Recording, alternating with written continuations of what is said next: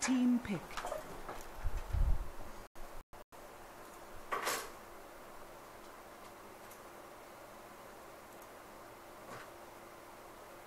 Tide Hunter. Dire team pick.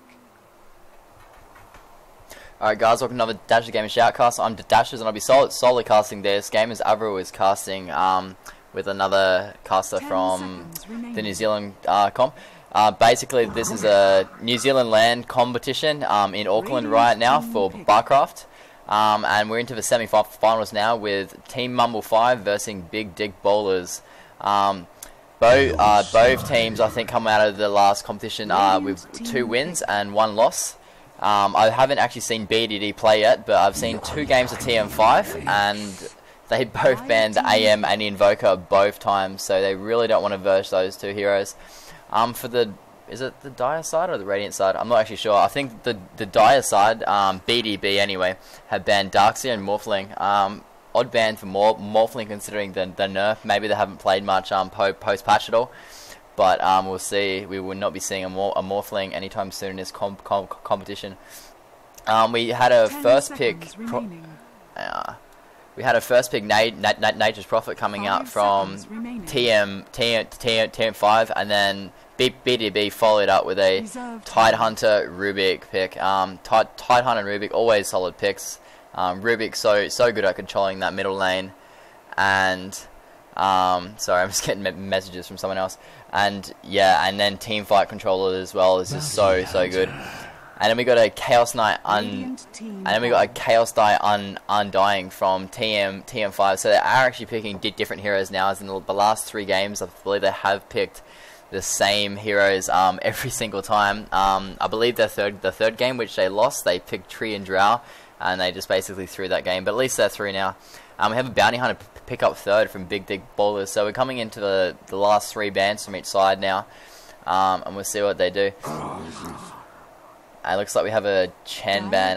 Bounty Hunter is most likely going to be running the off lane, and most likely Rubik middle. I do believe most teams like running him middle instead of in the support role, but he can obviously do both. Rubik just seems to scale better into the mid game with that Blink, Dagger, and Force Staff, or whatever he chooses to go. Those are the items.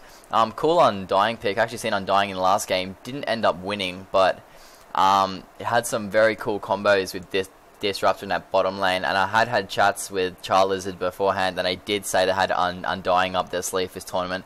So they have got strats in this. So we'll be seeing what happens with it. We have a Shadow Shaman ban coming out. Quite a good ban considering the assist gold has gone up a lot, and he is one of the masters of assistance. He such a good support in lane. Not normally played as a mid hero in Dota 2 though. But yeah, in lane he can get a lot of assists, he can give a lot of support to his team. Then he's obviously got those wards at level 6 so they can push down towers really easily. And that's someone going offline, that weird noise. Yeah, so we got 2 more bans from each side right now. I'm unsure whether they're going to be laning this CK and Undying. It's likely the Prophet may even off lane. I could see that happening. I can see them going like an off lane Prophet with a 2-2-1 lineup. Maybe they do ban the Listrak. Maybe not a top tier pick anymore since the last patch. With the cast time on Edict, that basically making him stunned for 0.7 seconds if he wants to cast that, which is a fairly long time if you think about it. You can obviously stun him during the cast animation as well, so it won't even get off. So and it'll be interesting to see how he plays out in future games, but we won't be seeing him with this one. Yeah, so it'll be interesting to see how they do, how TM5 lane this Undying, whether they put him in the tri lane or they send him middle. Maybe even a 2-1-2 could come out, and TA ban. Maybe a weird ban in my opinion. I couldn't really see them picking up the TA. I mean, they already have Prophet, Undying, and CK. I mean, they're all big auto attackers. I mean, Undying to a lesser extent, but I really didn't see them picking up the TA. I thought they would ban out more heroes. Maybe like the AA would be a great ban now. The CK AA is absolutely ridiculous. It does also do a lot of damage to Bounty Hunter with their invis. He won't be able to escape as easily. but they do have the Rubik, so maybe they're looking to steal a big spell like that, and then combo it with the Tidehunter ultimate. It's very hard to tell right now to see this last ban, last 2 picks. TM5 ban out Enigma as well, so they don't want to have to deal with that big wombo combo black hole from the Tidehunter ultimate, and they obviously didn't want himself. They banned the Windrunner. Yeah, fairly solid ban, I guess, for the offlane. I mean, didn't really see them picking up the Windrunner, but again, as they do already have lots of heroes to fill those lanes, I would expect them to pick up an AA now. Would be a solid pick, or a CM, and they do go with Coddle again, so they're most likely going to be running the Coddle in the offlane again, as they have in the other 2 games. I believe it was Swordfish who had been playing Coddle very, very well. Yeah, he's been amazing. He's basically went against a Tri-Lane and a Joy Lane previously, and ended up within 20 minutes having 4-star Blink Dagger, Trank Boots, a lot of stuff, and Queen of Pain from Big Dick Ballers. Good pick, good ganking pick. Most likely gonna go mid now, so Rubik's looking into that support role with the Tidehunter, and they're most likely right now maybe an AA pick. I really like AA for this team right now. Counters Queen of Pain somewhat as well with her blink away. All we have to do is drop her, and there we go. We do get the ancient operation. It's good to get one right for once. So yeah, huge combinations there with both Nature's Prophet, CK, and to some extent Undying with the slow from I can't even think, from the Gravestone Zombies. So I don't really know what they're going to pick. They're probably going to pick a carry, maybe someone like Luna now, or maybe even a lesser hard carry than that. They could go with someone like Panda, would even be a good pick right now, I'd think. He hasn't been banned. But then again, they have to have a Panda player on their team, so there is a few of those heroes which require a very high level of skill to play really well. And yeah, this isn't a super pro match, so we'll have to see. They're going into the reserve time for last pick, so but most likely it'll be Rubik and Tidehunter in the Tri-Lane with whichever hero they pick right now, and the Bounty Hunter will most likely be going up against the Keeper of the Light if that's how they choose to lane it. From the other 2 games, Keeper of the Light has gone bottom lane both times when they're on the Dire, so the standard off lane taking a long time. And Luna, wow, I got the last 2 picks right. I'm very glad of that. Alright, so we got on the I'm still not really sure which one is the Radiant and which one is the Dire. Okay, on the Dire side we have the Tidehunter, Rubik, Bounty Hunter, Queen of Pain, and the Luna. And on the Radiant side we have Nature's Prophet, Ancient Apparition, CK, Dirge, and Ezreal. Alright, so they did tell me about their Dirge strategy, but they chose to save it for the semi-finals. Obviously fairly confident in their play to make it through to this stage. Yeah, so it looks like we're going to have the Tri-Lane of Rubik, Tidehunter, and Luna heading top, and they will be sending their Tri-Lane bottom. So do they have Invis Wards? Did they get? Yes, they did. So they're going to be looking to kill this Bounty Hunter extremely quickly. They've obviously got the lanes right. They knew the Bounty Hunter was going bottom. Well, that's what they wanted anyway. Otherwise, they obviously wouldn't have done that. And then they got Dirge and Coddle. Wow, this could be extremely... Wow. Okay, Ezreal has been their offlaner the whole time, but what they're going to try and do here is they're going to decay spam with Chakra Magic. So they're going to be looking to get down, and nah, he's gone Invis, so Bounty Hunter should be fine right now. Invis is going to run out in a second though. He's going to have to Invis again. Yeah, but this could be a very powerful combination. I understand what they mean by the time they had a strategy now, and this lane could actually do a lot of work against this Tri-Lane. I can see it actually being quite effective. I don't think they're going to be able to be forced out of a lane as many other duo lanes would. Alright. So did we see any counter wards coming up? Yeah, we definitely have counter wards on the... Alright, I'm just going to turn this sound down just a little bit because it is very, very loud. Alright.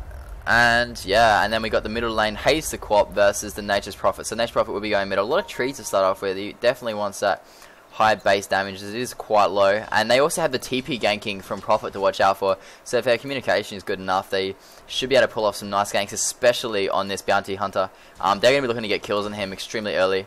Hopefully not too early though, because if the Furion has to TP in, because he will be stuck in that middle lane and lose a lot of levels. So got to really toss up if it's worth it or not. And you can see already the decay spam starting to come out. Luna down to 400 HP already. Decay spam again. And yeah, 340, yeah. So very nice strategy coming out, especially with NZLAN Shark mana not costing anywhere near as much right now. 25 mana to give his ally 75. That's just insane. And they're going to be picking up the Ballast very, very quickly on Dirge. And this trial is going to have a tough time if they can't affect the pulls. That ward didn't block it, so a bit of a misplay there, I think. Sad they didn't realize that didn't block it, but yeah. And this Bounty Hunter basically just in this lane, just trying to get any EXP he can, getting forced up a bit by AA now, but this lane is really pushed, and Bounty Hunter's going to have a decent time if they don't put down his counter wards and kill him quick. Yeah, I don't see how he's going to die. Illuminate spam doesn't manage to pick up any of the creeps at all, but he does get one creep there, and no, he just the one creep there. So sad. That could have been close to his level 2 if he had got those 2 creeps, but not to be the case. All right, have a quick look at the CS on both teams. Yeah, so Chaos Knight farming extremely well at bottom. 8 for 2, and yeah, the whole Radiant side is just out farming this team right now. See if they can get these two, and they chose to give that to NZLAN, so he'll be looking to get something up quick. He'll be leveling that chakra up as fast as possible, most likely, just to give Dirge that insane spam. I'm wondering why he's casting so many Eliminates if they do want to keep this spam on. It seems that this pulling from the Dire though has been extremely effective, and the counter ward they put down did not count it, so they're going to have to blow another sentry ward right now, and that means that Bounty Hunter's going to be safe until another turn of gold is spent, or dust obviously. But you can see that Dirge just doing so much work, with almost got 4 mana still, and now he's down to 160 HP. It might be smart for him to stop casting Illuminate for a while, just get their mana up and keep the mana on Charlizard and keep that decay up. Bounty Hunter may be looking to go down right now. He does still have the Invis Ward. We don't have the Invis Ward go down. Sloppy initiation there from the Radiant, and then Bounty Hunter's going to get away scot-free, and he did use some mana. We got pings going out. We got initiation now onto the NZLAN. We could see First Blood. Rubik's going to telekinesis him up. He's going to throw him back, and NZLAN's in a lot of trouble right now. We need decay spam, and there's for First Blood. Luna does get the First Blood, and yeah, and now Luna's going to have very, very good farm. So the Dirge NZLAN lane not working out quite as well as they had hoped, and yeah, I don't think that the bottom lane is working out so well for them. A bit of a miscall there. That could have been a first blood if they were communicating a little bit better. If he had got that stun out a little bit earlier, a 3-second stun plus the AA, what is it, 2 seconds afterwards. That's at least 6 or so seconds of pounding on that Bounty Hunter, so bit of miscommunication there, but not to worry. And yeah, just some good countering going on by the Dire side right now. Prophet really doing well versus his Quap middle lane right now. Quap only on 8 for 5, whereas Prophet on 15 for 11 right now. Quap's got the rune control though, so she might be looking to gank top. Good initiation onto top lane right now. NZLAN's in a lot of trouble again. He's going to get picked up by telekinesis. The Gush comes out, stuns up his ally, and the Soul Rip comes out. Not going to be enough to heal him up, and now he has to run. Yeah, interesting is choosing to level up this skill. This is why, I mean, it does cost a lot more mana. It's only 70 at level 1, then increases by 20 each time, so the spam ability from it, he really loses spam ability by leveling it up. And I think a well-placed Tombstone early game could be a lot more beneficial to them than an extra, what is it, 40 damage or so. Yeah, an extra 40 damage. Yeah, with that Tombstone slow. So we'll see what happens there, but this Dirge NZLAN lane not working out exactly how they had hoped, obviously. Dirge not getting the best farm ever, only 7 for 3, where Luna not farming too well herself either. He's going okay for 13 for 1, but the big farmers on the map so far are CK and Nature's Prophet in the middle lane. Not choosing to level up trees at all when possibly stats? Is this a stats build? He's only got 1, 2, 3, 4, 5 skills, so yeah, he's definitely looking to get the TP onto his Bounty Hunter at bottom. Bounty Hunter's level 5, that's not good at all. He's really out-leveling these two heroes, which he really shouldn't be. They really had to try keep the lane down in this position here, and then have AA roaming through here, just maybe with a sentry ward around here somewhere, keeping that Bounty Hunter completely out of EXP range.